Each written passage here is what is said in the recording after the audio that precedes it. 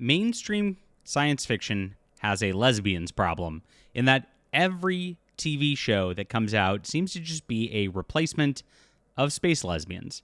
Now, Apple TV just came out with this Pluribus show, and it looked pretty interesting. The previews of it were very, very entertaining. They set it up as a mystery, so you really didn't even know what you were getting at going in. I'll actually explain to you what the show's about so you can kind of know what it's about, and then I'll show you exactly what's happening when this is more LGBTQ propaganda. Now, this is something that is across science fiction all the way. It's a big problem. If you look at Star Trek Picard, it was supposed to be about Picard, who was the Next Generation guy, right? But it ended up being about Seven of Nine and her lesbian lover running around in space while this feeble old man just kind of looks sad. This happens in a lot of science fiction, like I said, and they do it for a reason. They want to promote the LGBTQ propaganda, and I'll get into that reason that they love to do lesbians in just a moment after I tell you about what's going on with Pluribus. So please hit the like and subscribe button. This is your real science fiction news. Really appreciate you guys being here today. My name's John Delarose. I am a #1 best-selling author in the genre, and of course, I have a wonderful, wonderful sci-fi trilogy on a site called Fund My Comic, even though these are novels, they're not comics, which is crowdfunding right now. So I am trying to do something different by creating, of course, a wonderful science fiction universe. And that's why I wrote a full trilogy in advance that you could really get to know the characters, understand the sense of wonder that science fiction used to have cool concepts in each book, and have it all to you for some nice reading. This is in the description below. If you want to support what we're doing here, support our artistic efforts, it's a great way to do so. I really, really appreciate everybody who is, because this is how we're going to make things great. We can build this up. Maybe one day Apple TV will see what's going on and maybe pick up our books and start making movies out of them, or maybe we'll just do it ourselves with AI. We'll see. But I appreciate you guys being here and reading. It is great stuff. It's the best work of my career. It's in the description below. Thanks. All right, so Apple TV's Pluribus is yet another LGBTQ propaganda sci-fi piece on a network that's littered with them. Vince Gilligan has returned to television with Pluribus, a high-concept sci-fi series that reimagines alien invasion through the lens of forced collective consciousness. The premise follows Carol Sturtka, who is a misanthropic, romantasy author who becomes one of 12 humans immune to an alien signal that transforms Earth's population in a unified hive mind. So I'm going to talk about this right here. The concept is a couple of things that's already annoying, okay? And they do this too much. One, they make it one of 12 people because it's obviously 12 disciples. They're saying that 12 people, because it's an inversion of real morality of Christianity. They love to do this. This is Hollywood, right? That's the back end of this. Number two, it's a quirky, misanthropic female lead. Yay, a romantasy author. What an obnoxious trope. And everybody hates this. I just came off of the Predator Badlands, and I did a review on this. You should go check that out yesterday. And I actually liked the movie overall, but the character was a quirky, obnoxious, misanthropic female. And it's like, stop with that trope. Make a person who's not annoying. But they don't know how to do that because it's all, kind of self-inserts from the writers a lot. So here it goes. While the rest of humanity joins the Pluribus, a telepathic collective that speaks in the royal we and promises universal happiness. Wow, it sounds like commies. Carol resists, convinced that the Force Utopia represents humanity's extinction. Now, this is a really good concept. And it could be anti-communist. It could have some truth to it. Really interesting right there. But they're going to go off the rails, and part of it is, of course, the quirky female lead. It's not even the strong female lead that's annoying now. It's the quirky female lead. But it gets further with this. This show arrives with Apple TV's characteristic production polish, so it's high budget, huge.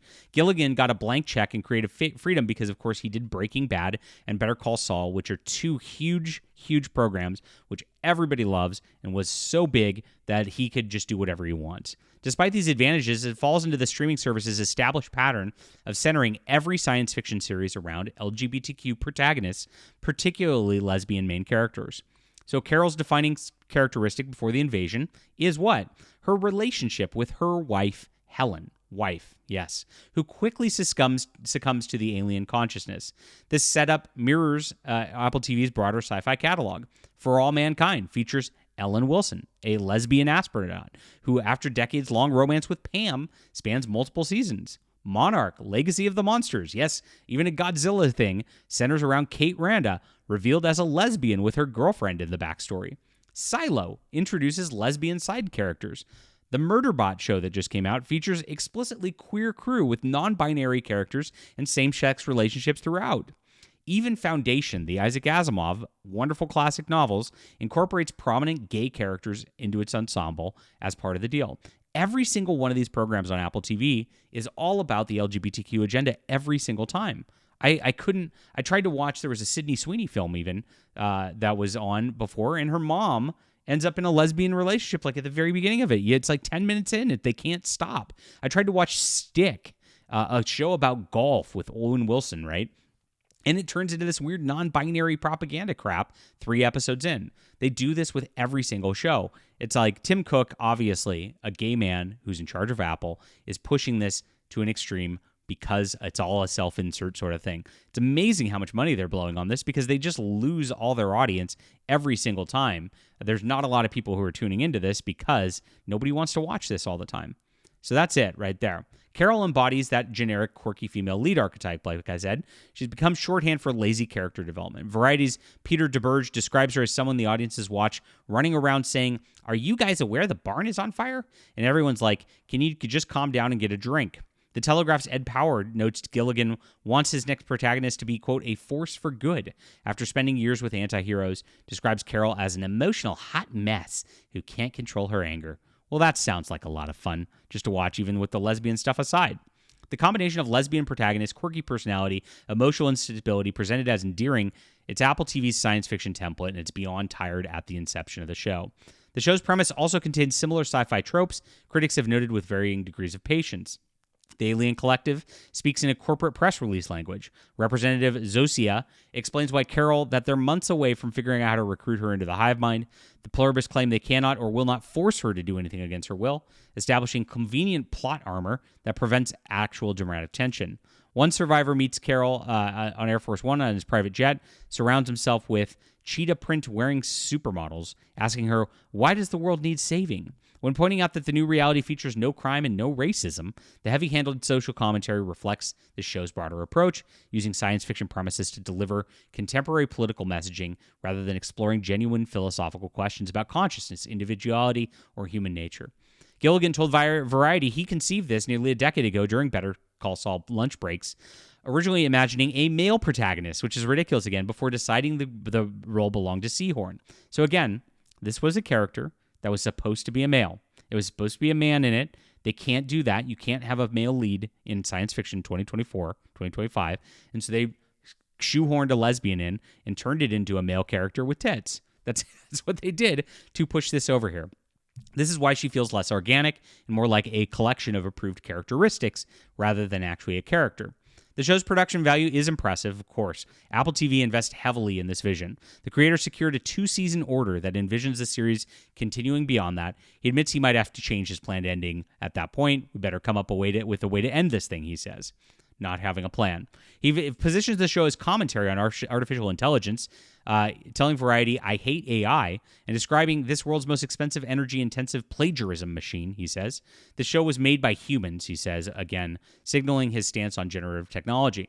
The thematic concern about homogenization, loss of individuality, doesn't extend to its own creative choices. It's very odd that a human-made thing just does all the check boxes that you would expect would be AI-driven in this sort of law. Very ironic on that level.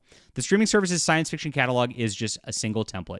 High-budget productions featuring lesbian protagonists having genre scenarios while displaying quirky personality traits meant to signal relatability. This approach has transformed Apple TV into a niche platform rather than a big entertainment division and makes many of their shows unwatchable. Oh my gosh. So I had high hopes for this. I was hoping that there was something interesting. Like I said, the trailer's very, very interesting in that they set it up as a mystery so you wouldn't even know what's going on going in. Very cool stuff. Great trailers. You would expect that, of course, the Breaking Bad guy would be amazing with the writing and the like. And unfortunately, they just did the same tired tropes that they do every single time. Leave a comment down below with what you think about this. Please hit the like and subscribe button. Check out my Valiant Frontiers, guys. This is real sci-fi with a strong male lead. Yes, Captain Christopher Conley of the EAS Valiant. This is the type of stuff it doesn't, in books too. They don't allow that type of thing anymore. And I hope you'll check it out. This is the difference out here in sci-fi, and I appreciate you being here. We'll be back.